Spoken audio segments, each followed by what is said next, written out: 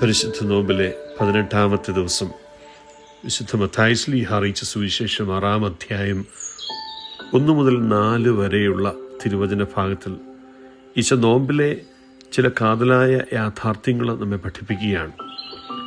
മറ്റുള്ളവരെ കാണിക്കാൻ വേണ്ടി അവരുടെ മുൻപിൽ വെച്ച് നിങ്ങളുടെ സൽക്കർമ്മങ്ങൾ അനുഷ്ഠിക്കാതിരിക്കാൻ സൂക്ഷിച്ചുകൊള്ളുകയും. ഈശോ നന്മ പ്രവൃത്തികളെ കുറ്റം വിധിക്കുകയല്ല, മറിച്ച് അവയ്ക്ക് പിന്നിലെ ഉദ്ദേശത്തെ ശുദ്ധീകരിക്കുകയാണ് ഇവിടെ. നോമ്പിൻ്റെ ഈ സമയം കൂടുതൽ പ്രാർത്ഥിക്കാനും കൂടുതൽ ഉപവസിക്കാനും കൂടുതൽ ദാനധർമ്മം ചെയ്യുവാനും നമ്മെ പ്രത്യേകം ക്ഷണിക്കുന്നു.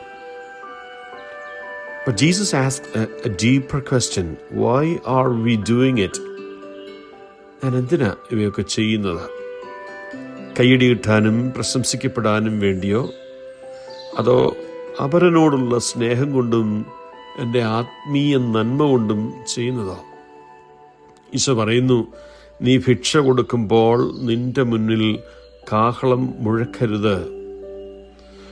അതായത് നീ ചെയ്യുന്ന നന്മ പ്രവൃത്തികൾ ഒരിക്കലും ഇന്ന് നാം കാണുന്നത് പോലെ ഒരു പ്രകടനമാക്കരുത്. പരീശന്മാർ പ്രശംസ ആഗ്രഹിച്ചു, അവർക്ക് അവരുടെ പ്രതിഫലം ലഭിച്ചു. ഈശോ നമ്മെ അതിലും വലിയ ഒന്നിലേക്ക്, ദൈവപിതാവിനോടൊപ്പമുള്ള രഹസ്യ ഐക്യജീവിതത്തിലേക്ക് ക്ഷണിക്കുകയാണ്. രഹസ്യങ്ങൾ അറിയുന്ന നിന്റെ പിതാവ് നിനക്ക് പ്രതിഫലം നൽകും. ഈ വചനമാണ് ഈ സുവിശേഷത്തിൻ്റെ കാതൽ. ദൈവം രഹസ്യത്തിൽ കാണുന്നു. നിശബ്ദമായ നമ്മുടെ ത്യാഗമൊക്കെയും അവൻ അറിയുന്നു. ഒരുപക്ഷെ കഠിനമായി പ്രതികരിക്കേണ്ടിയിരുന്ന ഒരു നേരത്ത് നിങ്ങൾ കാട്ടുന്ന ക്ഷമ ദൈവം കാണുന്നുണ്ട്.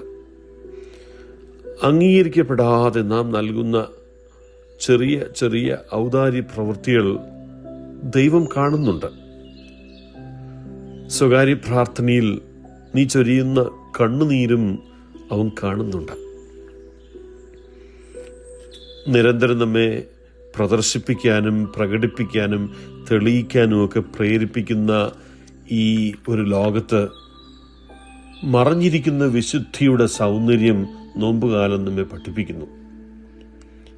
ഏറ്റവും ശക്തമായ ആത്മീയ വളർച്ച പോലും പലപ്പോഴും സംഭവിക്കുന്നത് നിശബ്ദതയിലാണ്, ആരും കാണാതെയാണ്.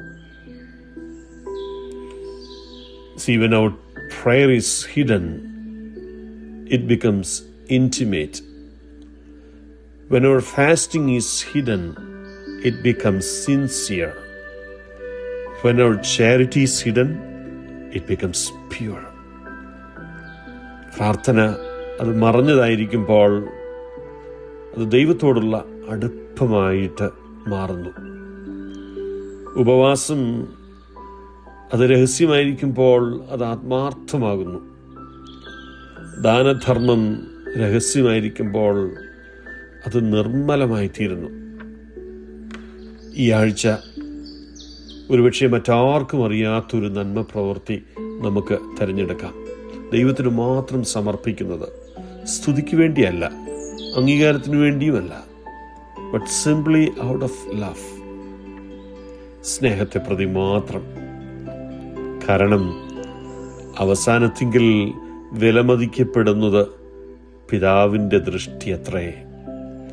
വിനയവും സ്നേഹവും നിറഞ്ഞ ഹൃദയത്തോടെ നാം ചെയ്യുന്നവയൊക്കെയും അവൻ കാണുകയും വിലമതിക്കുകയും ചെയ്യുന്നുണ്ട്.